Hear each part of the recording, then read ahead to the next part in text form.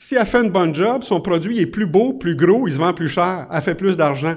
Vous n'êtes pas dans cette logique-là. Vous avez la grille. C'est la grille tout le temps. C'est tant du mètre cube, that's it, that's all. Il n'y a pas de plus beau produit, moins beau produit, c'est tout le temps la grille.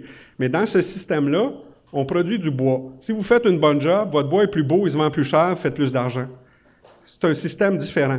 Donc, pour moi, ça permet de générer une diversité de revenus. Pas seulement de bois, mais aussi d'activités récréotouristiques. À Forêt-Montmorency, j'ai dit qu'on a doublé la possibilité forestière. On n'a pas juste fait ça. On a une business récréotouristique qui génère 1,6 million de dollars par année de ski de fond, de randonnée, de toutes sortes d'affaires, de pêche, de bon. Puis c'est intégré à nos opérations forestières. On vend du bois, on coupe du bois, on vend du bois, on génère des revenus, mais on génère plus de revenus récréotouristiques que de bois, honnêtement.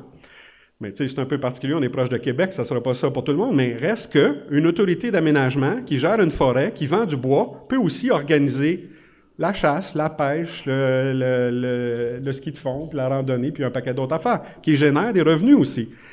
Puis les services environnementaux, la société exige qu'on respecte l'environnement, qu'on protège l'environnement, bien ça a une valeur. Et à mon sens, la société devrait rétribuer ces producteurs-là pour leur production de produits environnementaux, notamment des stocks de carbone.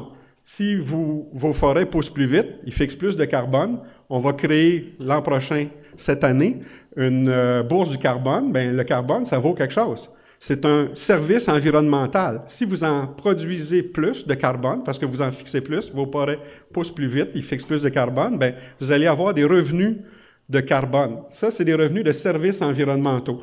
Fait que de quoi je parle? Puis la gestion de l'eau. Dans la région de Québec, l'eau, elle vient pas juste du fleuve, puis tu sais, le lac Saint-Charles, ça, c'est le résultat du grand bassin de la rivière Montmorency, la rivière Noire, puis etc. C'est quand on aménage la forêt, on gère le bassin d'alimentation en eau de Québec. Savez-vous que dans la ville de New York, il y a une grande forêt qui est pas très loin de la ville de New York, qui est un grand bassin hydrographique qui est géré pour production prioritaire d'eau pour la ville de New York. On produit aussi du bois, puis de la chasse, puis de la pêche, puis du ski de fond. Mais la première production de cette forêt-là, c'est l'eau pour la ville de New York. Donc, il y a toutes sortes de services qu'on peut produire à partir d'une forêt qui peuvent être monnayés. Ce que je suis en train de dire, c'est que cette forme d'aménagement-là devrait permettre de produire un panier de produits, une diversité de revenus, puis d'optimiser tout ça. Tu sais, des années, le bois est moins cher, mais peut-être que le ski de fond est meilleur, ou peut-être que... Tu sais, entre le carbone, tu sais, tu dis, je peux pas couper cette année, mais je fixe plus de carbone, je vais vendre plus de crédits de carbone. Tu sais, tu as des options. Tu n'es pas pogné juste avec la grille, tu sais, avec juste une option. Tu as une diversité de revenus. Le fait que tu as une diversité de revenus, puis que tu as des sources de financement, ça permet de financer ces entreprises-là. Le financement va venir de mise de fonds des propriétaires des entreprises, de contribution de l'État à l'aménagement des forêts. L'État contribue à l'aménagement des forêts actuellement, devrait continuer de le faire jusqu'à un certain point. Donc, notre but, c'est pas que ça lui coûte plus cher, mais qu'ils continuent de faire la contribution qu'ils font actuellement. Donc, il y a une contribution dans les revenus de l'État à ce qu'ils sont prêts à mettre pour l'aménagement. Puis, si le modèle tient la route, puis que l'entreprise fait de l'argent, bien, on peut lever des fonds par d'autres sources, par des fonds de capital, des fonds de pension, par des emprunts. Si on génère plus de revenus qu'on a de dépenses, on peut investir, puis grandir. Donc, on peut se financer. Pour que ça fonctionne, il est absolument essentiel d'avoir un modèle d'affaires puis une économique qui tient la route. C'est évident.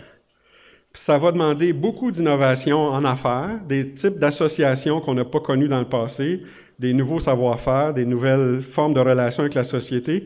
Les entreprises, les entrepreneurs forestiers, les coops, les entreprises sylvicoles, les opérateurs du domaine récréotouristique, de la chasse, de la pêche, les communautés autochtones devront être en mesure de collaborer pour créer ces sociétés. En tout cas, il va y avoir différents types d'entreprises qui vont s'associer dans ces consortiums-là pour être capables de livrer tout ce que ces entreprises-là doivent faire. Il va y avoir encore des intégrateurs, des sous-traitants, mais plusieurs sous-traitants peuvent s'associer pour devenir un intégrateur aussi. Donc, il va y avoir toutes sortes de formes d'organisation, de modèles d'affaires. Bonne nouvelle, le MRNF a l'air ouvert à l'idée d'explorer des voies de passage. Je pense que ça, c'en est une, mais ça demande des changements par rapport au régime actuel. Qu'est-ce qu'on veut? C'est pas un cheval designé par un comité, c'est un cheval de course qui est capable de gagner des courses. Actuellement, c'est pas ça qu'on a. C'est ça, c'est vers là qu'on veut aller. Pour ceux qui croyaient qu'on était arrivé à destination parce que cette année, ça va être l'année de l'implantation du régime forestier, Je pense qu'il faut s'enlever ça de l'idée. C'est juste une étape, c'est juste une année. On ne sera pas arrivé, on n'est jamais arrivé, puis on n'est pas prêt d'arriver. Paul Samuelson, c'est un grand économiste des années 70 qui a écrit plein de livres à l'économie. Il dit il faut s'enlever ça de la tête qu'à un moment donné, on va être arrivé. Ça n'arrivera pas. Puis hier, j'étais assis à côté d'Isabelle qui disait que son grand-père disait il n'y a pas de pouvoir sans le contrôle du territoire. Moi, je pense qu'on ne peut pas produire de la richesse à partir de notre forêt tant qu'on n'aménagera pas le territoire en tant que territoire. Ceci est la fin de ma présentation. On a du temps pour des questions puis des commentaires. Puis si vous voulez me garrocher des roches, vous pouvez aussi. Merci.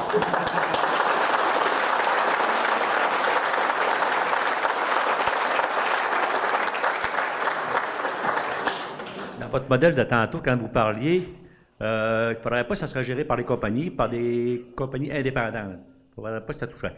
Ça ne veut pas dire que la compagnie, elle ne peut pas se former une autre compagnie pour gérer.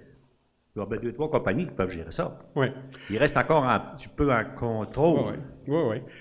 Moi, je pense qu'il va y avoir bien des formules là-dedans, tu sais. Mais l'idée de remonter à 1849, c'était pas pour rien. C'était pour vous montrer que quand même, il y a certaines constances dans notre histoire que quand on confie la gestion de nos ressources à des entreprises étrangères, ça reste dans le gorgoton de la population, ça passe pas.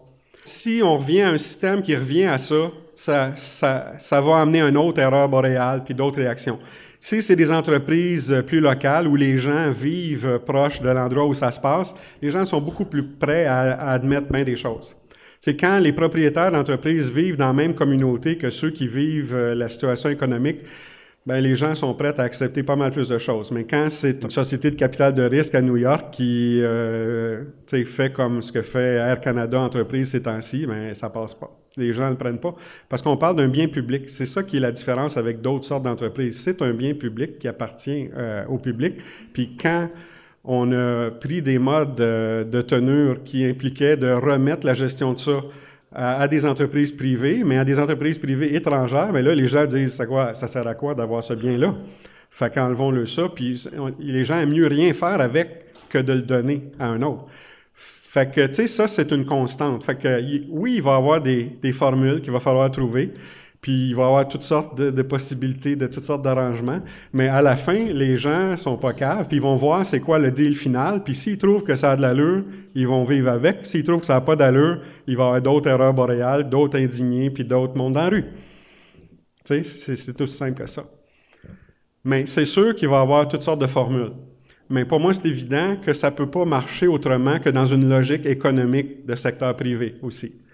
T'sais, on est pris entre ces deux choses-là. Et il faut trouver une solution qui est acceptable pour tout le monde, puis qui crée de la richesse. Moi, juste en complément, ça me fait beaucoup penser au concept de gestion de forêt de proximité, ça de quoi vous parlez en fait, parce qu'il y a plusieurs acteurs impliqués dans ce concept-là.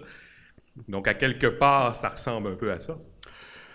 Peut-être, mais pas vraiment. Les forêts de proximité, la manière que c'est défini, on remet à des municipalités. Tu sais, on remet à un joueur du secteur public, mais d'une autre nature que le ministère des Ressources naturelles et de la faune. C'est des municipalités. Je dis pas que les municipalités sont incompétentes de façon absolue pour faire ça. Peut-être qu'il y en a qui peuvent le faire, mais c'est pas vraiment la nature d'une municipalité de gérer une forêt. Tu sais, les municipalités, ça ramasse des taxes, ça passe la gratte l'hiver, ça s'assure que les égouts marchent, que l'eau est potable, et tu sais, c'est le genre de choses que fait une municipalité. Gérer une forêt, c'est d'autres choses. Et les forêts de proximité, ils sont vraiment dans un contexte périmunicipal, avec des responsabilités à des élus locaux qui créent une société d'élus locaux, mais c'est un autre genre de logique. Ça se peut qu'il y ait de la place pour un certain nombre de ça. Je sais qu'on parlait hier aussi de production d'énergie. Puis il y a certaines municipalités comme Amqui ou Rivière-du-Loup qui ont créé des sociétés où il y a des bouilloires puis des chaufferies collectives où ils alimentent des bâtisses institutionnelles ou industrielles, puis avec de la biomasse, fait qu'ils deviennent des opérateurs, ils coordonnent la récolte puis de biomasse, etc., puis des choses comme ça. Mais ça reste très proche de leur opération qui est de fournir du chauffage à l'hôtel de ville, à l'école, à l'hôpital, etc. Tu sais, on reste dans le monde municipal.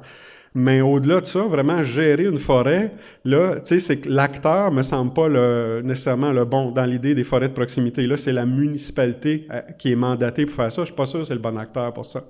Mais peut-être qu'il y a un rôle pour une certaine quantité de ça.